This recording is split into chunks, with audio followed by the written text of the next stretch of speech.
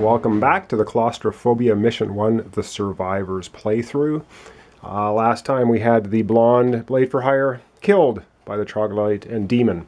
I made a slight error here on the tentacle space. What is supposed to happen on the tentacle space is every time either anyone takes one hit there, they also take an additional hit. So the first troglodyte did 2 hits, would have actually been 4 hits, and the second troglodyte did 1 hit, which would have been 2 hits.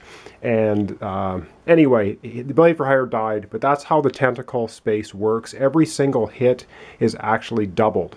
Now that's going to do well for the humans this time, because the demon and troglodyte are in the tentacle space, so that could help them out.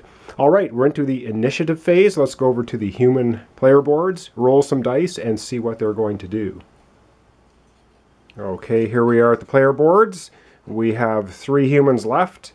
The brute has 1 damage on him on dice number 2, and the brown-haired blunderbuss carrying Blade for Hire has a damage on row 3. Alright, let's roll 3 dice, and we'll see what the humans are able to do. It's 2 1s and a 6. That doesn't sound great. Okay, give me a minute here, and I'll come back and assign the dice. Okay, I've assigned the dice, and we have the Redeemer is going to be using the 6. That's going to give him a defense of 6, a movement of 1, combat 1, defense of 6. And I've assigned the 1s to the Brute and the Blade for Hire. And the Blade for Hire with a 1 is going to have 1 movement, 3 combat, a defense of 3, which isn't great, and the Brute will have 1 movement, 4 combat, and a defense of 3.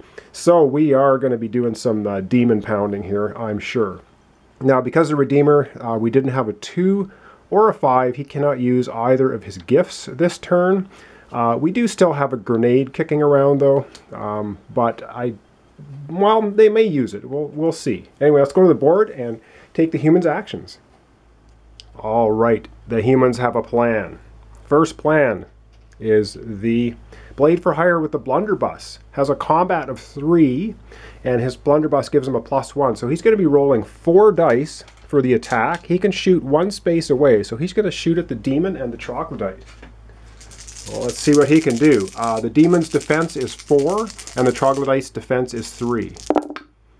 So he gets 3 hits. Now remember, this is the tentacle space, so any 1 hit turns into 2.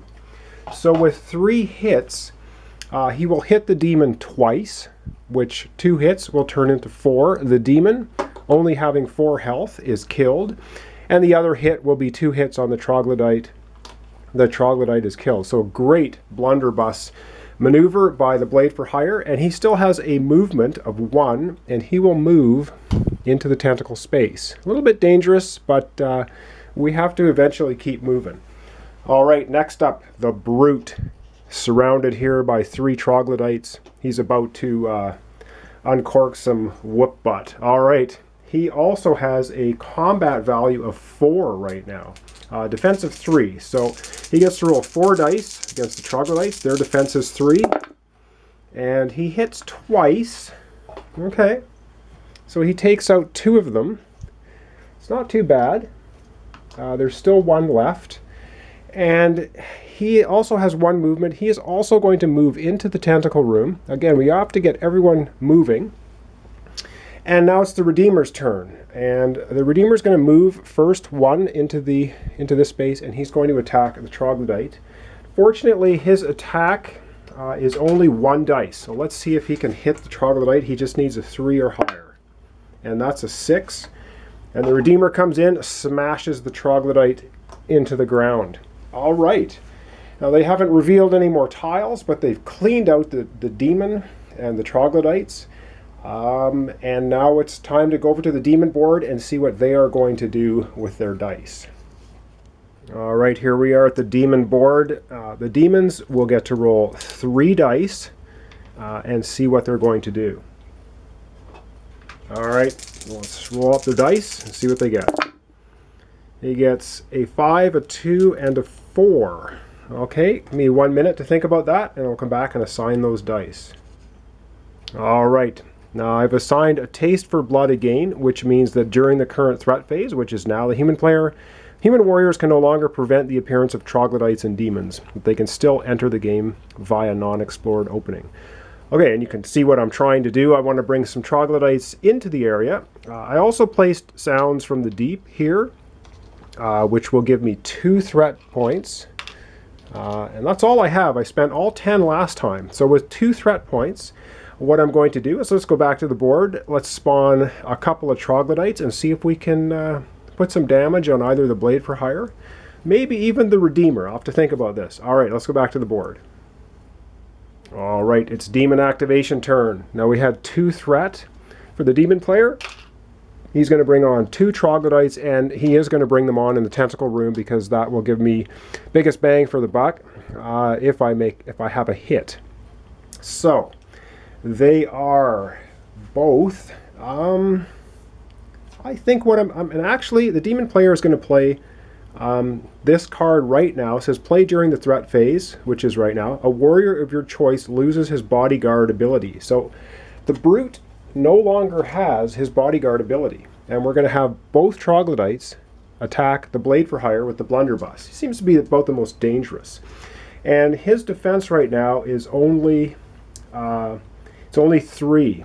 So both troglodytes are going to attack. Now remember, each hit in this tentacle room is going to be 2 hits, so I need 3 plus. Oh, that is 2 hits, which translates into 4 hits. So we have almost, and this guy cannot use his bodyguard ability because of the card we just played. So we just put 4 more hits on the Blade for Hire. Didn't quite kill him, but we're getting close. Let's go back to the player boards and assign the damage.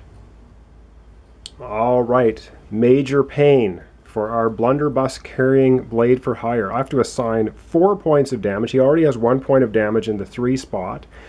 Wow. So I think I'm going to block off everything but, oh boy, this is hard. Everything but the 6. That gives him the best defense.